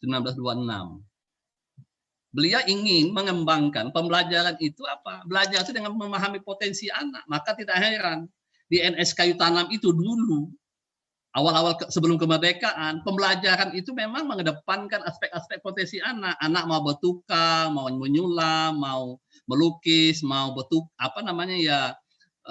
pandai besi, itu diajarkan semua. Yang itu yang hari ini dikembangkan oleh Pak Jokowi, pendidikan vokasi itu, tahun 1926, Engku Muhammad Syafi'i sudah menerapkan itu. Mengapa tidak kita kembalikan potensi konsep pendidikan Engku Muhammad Syafi'i itu yang hari ini dikembangkan oleh Presiden Jokowi, pendidikan vokasi itu. Pada prinsipnya nilai-nilai pendidikan vokasi itu diambil dari memahami potensi anak. Jadi kalau Bapak Ibu pergi ke Sumatera Barat di INS Kayu Tanam itu masih ada hari ini. Sekolah yang sejak berdiri tahun 1926 itu alat-alat menenun, ya, melukis, menggambar. Itu ada sampai hari ini. Dan itu yang dihasilkan manusia-manusia yang beretos kerja. Yang mampu suatu saat mereka hidup dalam kondisi apapun. Apakah dalam kondisi COVID, tidak COVID, normal atau normal. Mereka tetap Apa yang dikembangkan? Yaitu pendidikan dengan memahami potensi anak. Nah, ya, jadi inilah yang menurut hemat saya di Hari Pendidikan Nasional ini kita mengembalikan batang yang terendam ini supaya kita bisa memahami lagi potensi-potensi pendidikan yang kita punya ini ya. Nah, kemudian apa lagi Bapak Ibu? Konsep pendidikan untuk semua itu, Prof. Zakiyah Derajat misalnya ya, mengingatkan kepada kita para guru maupun orang tua bahwa pendidikan itu harus memperhatikan nilai-nilai kasih sayang. Tidak gampang loh nilai-nilai kasih sayang itu terjadi pada diri anak kita. Pembiasaan, menanamkan nilai-nilai budi pekerti, contoh dan keteladanan, ya, nilai-nilai atau norma adat istiadat, nilai-nilai ketauhidan dan ketuhanan itu harus muncul ya pada diri anak melalui guru-guru maupun orang tua. Nah, kalau kita bisa mampu menerapkan ini, saya yakin anak-anak kita itu tidaklah terlalu mengalami beban, burning out tadi, ya, stres menghadapi kondisi hari ini. Tidak. Kenapa? Karena dia ada nilai-nilai kasih sayang diberikan oleh para guru, orang tua, baik di sekolah maupun di rumah. Nah, dengan bahasa yang lebih sederhana, misalnya Prof. Prayitno, ya, beliau mengistilahkan dengan high touch. Ya, high touch apa? Sentuhan, kedalaman, ya, keluasan nilai-nilai pada diri seseorang, guru maupun orang tua itu, ketika dia memberikan informasi pendidikan kepada anak, harus dimiliki. Dalam bentuk apa? Pengakuan dan penerimaan. Anak kalau mau berhasil, sukses, harus kita akui dia. Kita terima dia. Seperti kita ijab kabul lah Bu Prof. Tin, ya. Ijab kabul kan ada serah terima gitu kan. Bagaimana pembelajaran tidak melakukan proses ijab kabul? Itulah yang terjadi hari ini. Pendidikan anak-anak kita tuh liar, gersang. Kenapa? Guru tidak melakukan proses pengakuan dan penerimaan. Jadi hampa gitu. Jadi dalam bahasa agama, dalam ilmu ta'lim itu, antara guru dengan santri itu memang betul-betul terjadi proses interaksi. Sehingga ilmu itu memang berkah gitu. Nah, itu kan. Nah, itu yang tidak terjadi. Jadi perlu high touch itu, kesentuhan yang dalam, tinggi, luas gitu kan pada diri seseorang itu. Yang kedua apa? Kasih sayang dan kelembutan. Pendidikan itu harus mencerminkan nilai-nilai kasih sayang dan kelembutan. Ya, kehangatan itu tidak hangat dalam arti panas tidak, tapi hangat itu dalam arti intensitas, jumlah pertemuan. Mohon maaf Bapak Ibu, kalau untuk pendidikan dasar dan menengah, untuk daring mungkin menurut hemat saya tidak sepenuhnya bisa kita lakukan. Harus ada proses pertemuan tatap muka langsung. Kenapa? Karena untuk memunculkan nilai-nilai kelembutan dan kasih sayang itu, pendidikan itu akan mempengaruhi jiwa anak kalau proses adaptasi, kemudian proses kehadiran langsung itu menjadi bagian daripada proses penanaman nilai-nilai. Kalau untuk perguruan tinggi oke lah ya, masih bisa lah ya. Tapi kalau untuk pendidikan dasar, ya, PAUD misalnya, itu tidak bisa kita memaksimalkan dengan daring itu. Kenapa? Karena pendidikan itu tidak bisa hanya dengan alat atau media, tapi dia perlu dengan sentuhan berikutnya, yaitu apa? Penguatan, peneguhan, kemantapan. Ya kan? Ya kita bisa merasakan lah, misal hari ini kita bisa seperti ini, kenapa? Karena kita mengalami proses pendidikan yang dulu pernah kita rasakan, apa yang disampaikan beliau ini, Prof. Prayitno ini. Ya kan? Penguatan, tindakan tegas yang mendidik. Tindakan tegas mendidik itu bukan berarti kasar, tidak. Misal tindakan tegas mendidik, kalau anak itu tidak melaksanakan pekerjaan tugasnya, ya mungkin dikasih tambahan atau sebagaimana layaknya gitu kan. Itu juga tidak tindakan tegas mendidik, tidak kasar. Kemudian keteladanan. Keteladanan itu menjadi penting. Bagaimana mungkin kita ingin melahirkan anak-anak yang berkualitas, anak-anak yang cerdas, anak-anak yang mampu beradaptasi dengan kondisi hari ini kalau dia tidak diajarkan nilai-nilai keteladanan. Oleh karena itulah Bapak Ibu, sama saya, beberapa konsep-konsep yang secara teknis ini yang saya sampaikan ini berangkat, Prof. Mohon dari maaf pengalaman, Bapak, boleh dipercepat? Ya, 1 menit lagi. Ini pengalaman kita keseharian menghadapi anak-anak kita. Mudah-mudahan materi yang singkat ini bisa mengilhami kita semua dan bisa membuat kita lebih termotivasi untuk berbagi pengalaman. Saya ucapkan terima kasih kepada Pak Dekan yang telah memberikan kepercayaan kepada saya. Mudah-mudahan ini bermanfaat bagi kita semua. Assalamualaikum warahmatullahi wabarakatuh. Waalaikumsalam warahmatullahi wabarakatuh. Baik, terima kasih kepada para pemateri, para pembicara. Pertama tadi sudah dari Prof. Dr. Tien Rafida M.Hum, lalu yang kedua Bapak Mas Latif Dwi Purnomo MA, dan yang ketiga Bapak Dr. Haji Muhammad Syahran Jailani MPD. Kali ini kita masuk ke babak selanjutnya, asik. Ke kegiatan selanjutnya atau sesi selanjutnya, yaitu tanya jawab. Kepada Bapak Ibu, para peserta yang ingin bertanya kepada ketiga narasumber kita yang luar biasa, saya perkenankan boleh melalui kolom chat Zoom di aplikasi ini, boleh juga untuk menggunakan kolom raise hands terlebih dahulu, lalu akan kami sebutkan dan kami izinkan untuk bertanya. Sekedar informasi, materi Prof. Tien dan materi Bapak Mas Latif Dwi Purnomo sudah kita kirimkan di kolom chat, jadi Bapak Ibu sudah boleh mengaksesnya. Baik, di sini belum ada yang raise hand sepertinya ya. Pak Erwan, Baik. PPT saya sudah saya terkirim dengan Pak Mardianto. Oke, baik, terima kasih Bapak. Baik, terima kasih. Baik, di sini sudah ada masuk pertanyaan. Saya akan coba bacakan.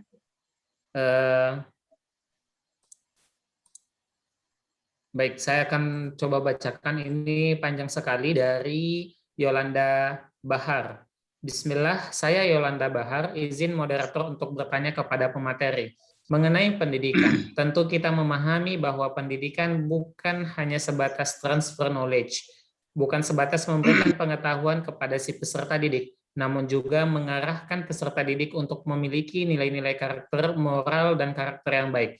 Menurut Ibu pemateri, bagaimana cara agar kita bukan sebatas menerima ilmu pengetahuan yang tentu bisa kita dapatkan dari buku, aplikasi, atau bahkan Zoom seperti kita sekarang ini, namun juga menambah nilai-nilai moral dan karakter yang sekarang sudah mulai menyusut atau merusut. Terkhusus masa pandemik seperti sekarang ini. Terima kasih kepada pemateri hari ini, sangat bermanfaat dan membuka wawasan. Boleh, mungkin karena ini Ibu pemateri, berarti satu-satunya Ibu pemateri saat ini, Prof. Tien. Please, you can answer the question firstly.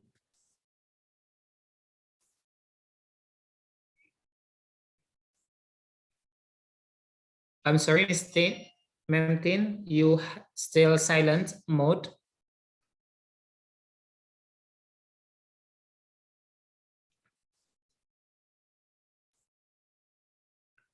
I'm sorry, ma'am, you still in silent mode. Please unmute first, then speaking. Hello.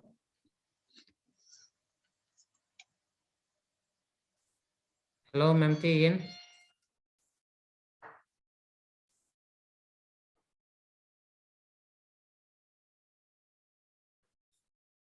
Halo. Oh, host, please.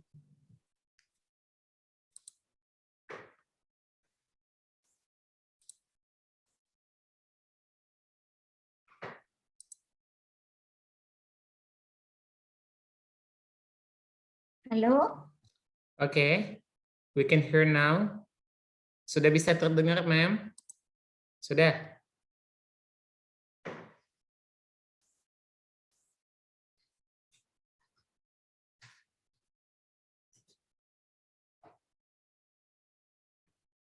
Sepertinya saat ini jaringan Prof. Tien sedang mengalami gangguan. Mungkin boleh dijawab dulu sama Bapak Mas Latif atau Bapak Syahran Jailani.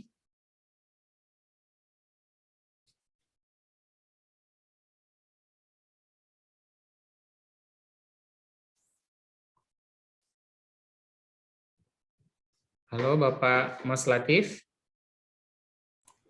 Baik, ya saya coba membantu Prof. Tien. Sambil menunggu Prof. Tien, mungkin ya, boleh dijawab dulu sama Bapak. Oke. Sepertinya saya juga punya pertanyaan ini dari Bu Farida ya. Ya, sekalian Pak.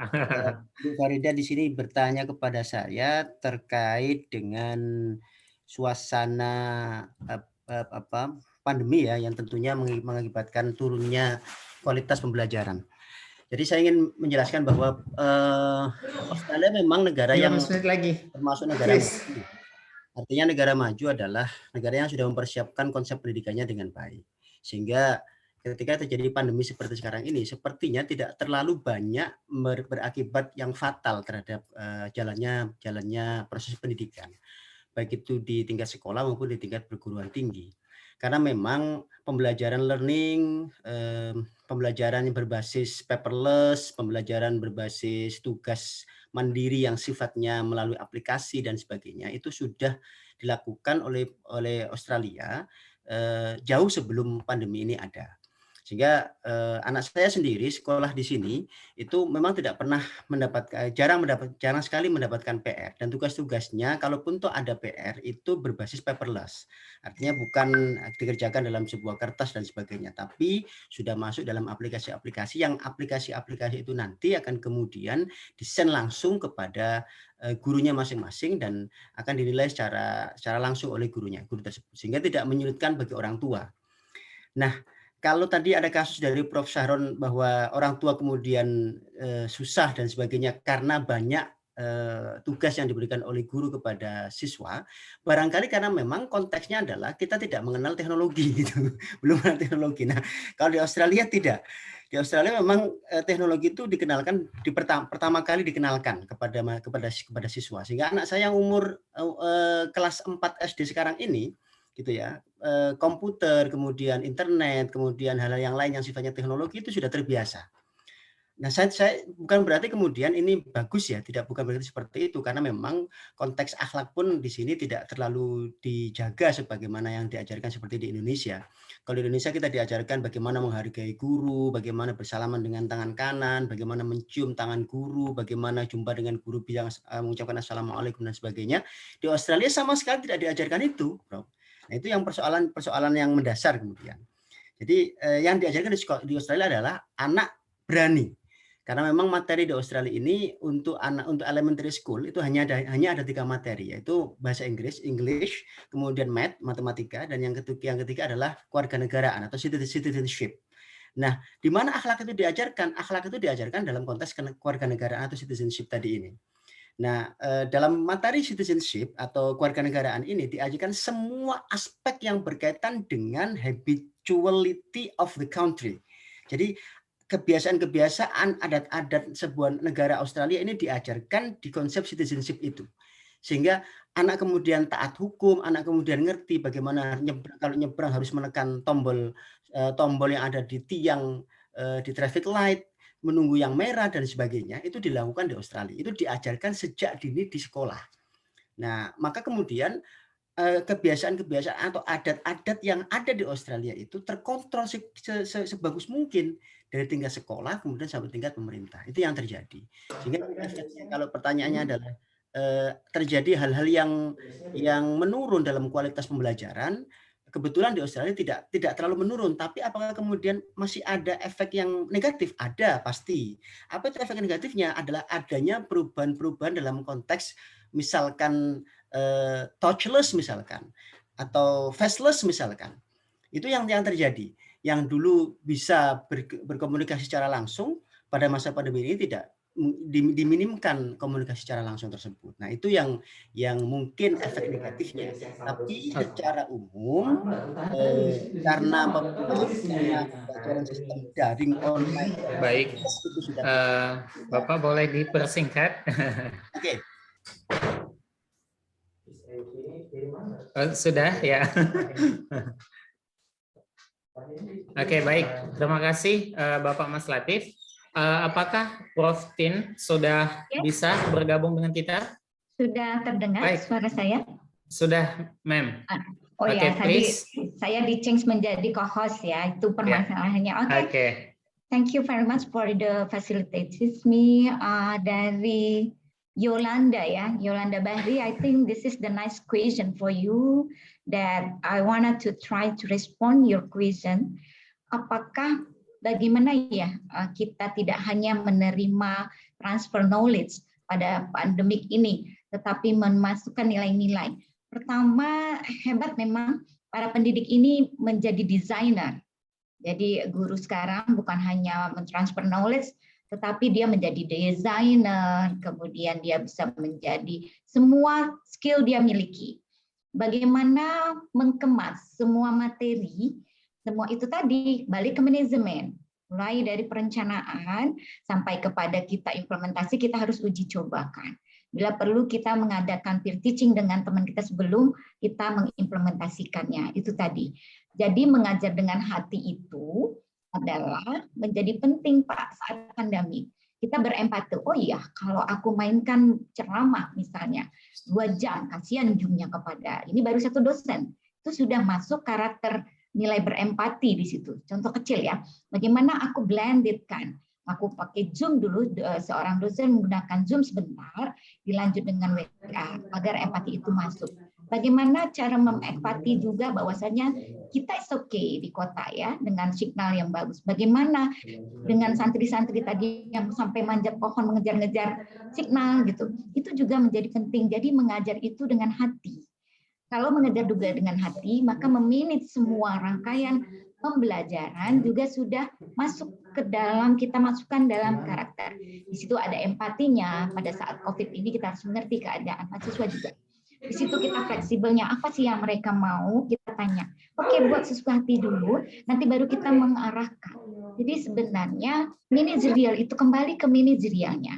Merencanakan semua bagaimana agar karakter-karakter itu quality time juga menjadi penting. Jadi quality time itu termasuk dalam karakter tadi, empati termasuk dalam karakter. Kemudian itu tadi, kalau sudah mengajar dengan hati, maka mau daring, mau luring, itu akan terkemas dengan baik. Itu ya Yolanda Bahari, jadi sering-seringlah dekat dengan hati. Iqra lah, tadi saya sudah kemukakan. Iqra itu bukan membaca, tapi mendengar, melihat, mengalami, berempati. Itu iqra-nya karakternya. Seperti Baik. itu. Ya. Terima kasih Prof. Tin. Selanjutnya mungkin closing statement atau jawaban pamungkas dari Bapak Dr. Haji Muhammad Syahran Jailani MPD. Kami persilahkan. Oh, jadi closing statement dulu ya? Maksudnya jawab pertanyaan dulu, Bapak. Wah? Jawab pertanyaan dulu gitu, Pak. Ini senior kami nih, Pak Berlianan, mungkin ada yang bertanya nih. Beliau nih ide-idenya bagus juga nih. Mungkin bisa kasih kesempatan dulu ke Pak Dr. Berliana Katasuma. Ya, Bang, silakan, Bang.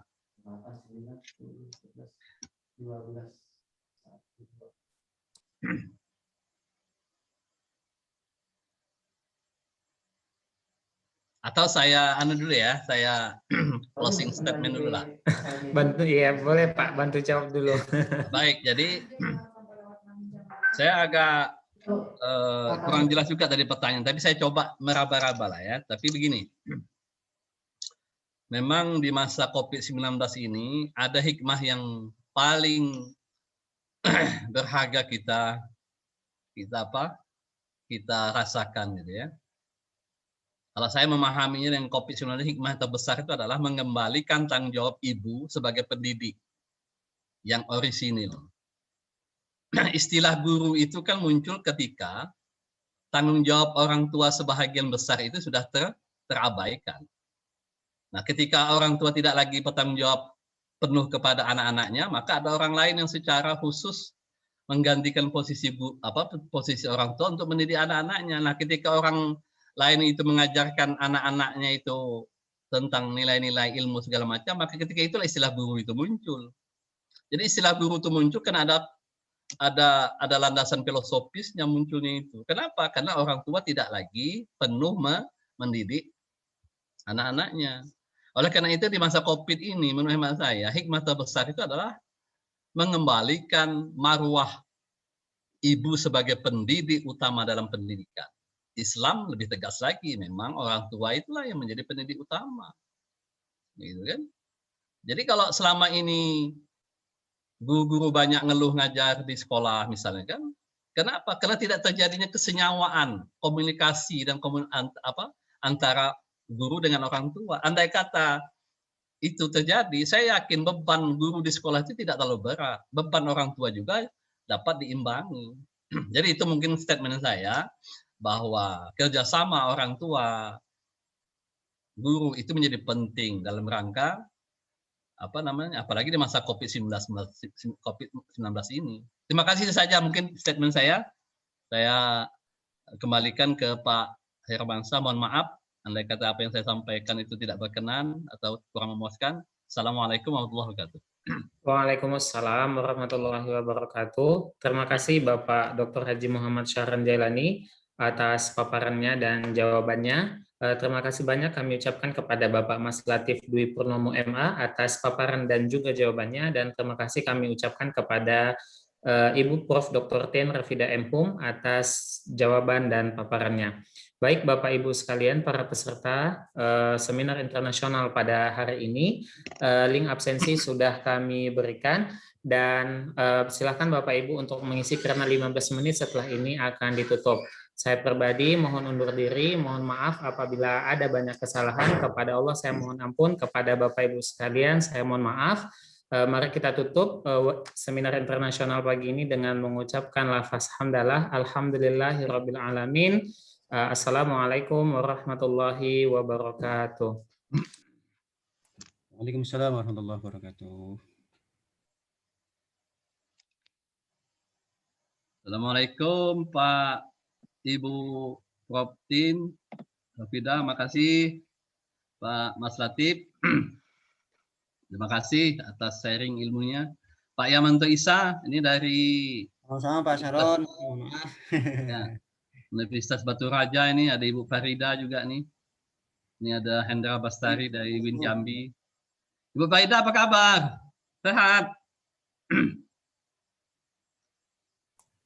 Dimut. Bapak Ibu peserta seminar, tepat pukul jam 11.00 WIB, absensi dan link sertifikat akan kita tutup. Mohon kepada Bapak Ibu peserta, pastikan sudah mengisi link absensi dan sertifikat. Terima kasih.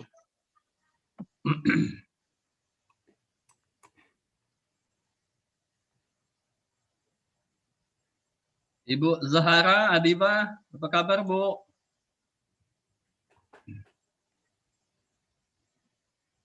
Lagi Pak Saron. Ya. Tanya Pak Saron. Ya. Bisa ketemu. Saya pamit dulu ya Pak. Ya, oke. Oke, assalamualaikum. Ada titipan nggak untuk Freddy? Ada Pak, ada. Mohon dijaga Pak. Iya. Ya Pak. Oke Pak, makasih banyak Pak Saron. Oke, assalamualaikum. Salam. Pak Yamanto Isa, apa kabar nih di Universitas Batu Raja?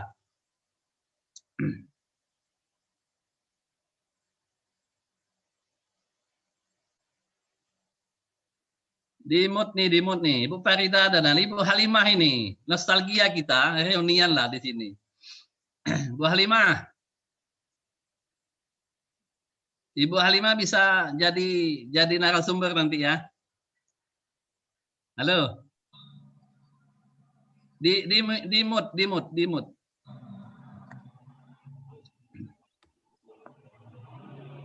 Halo Pak Saran. Siap. Iya Bu Farida. Siap, alhamdulillah. Hah? Sehat kan? Sehat, alhamdulillah. Kak gimana? Sehat lah? Alhamdulillah. Semakin mantap. Hah? Semakin mantap ya Pak Saran. Tapi yang mantap itu Yamanto Isa nih, nah. Pak Yamanto Isa. Yamanto Isa. Iya. Alhamdulillah sehat, Bang. Ya.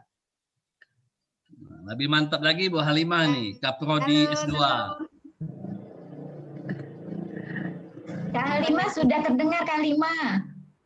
Nah, Lanjut Kak. Yo. Kami bernostalgia dulu nih ya. Iyalah.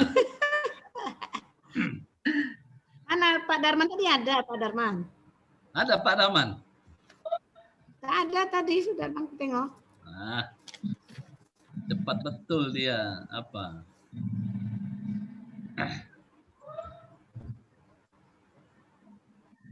Datang Pak Dr. Abdul Zubar ya, dari Banpol PNF. Iya. Dan NF Jakarta nih, Pak apa?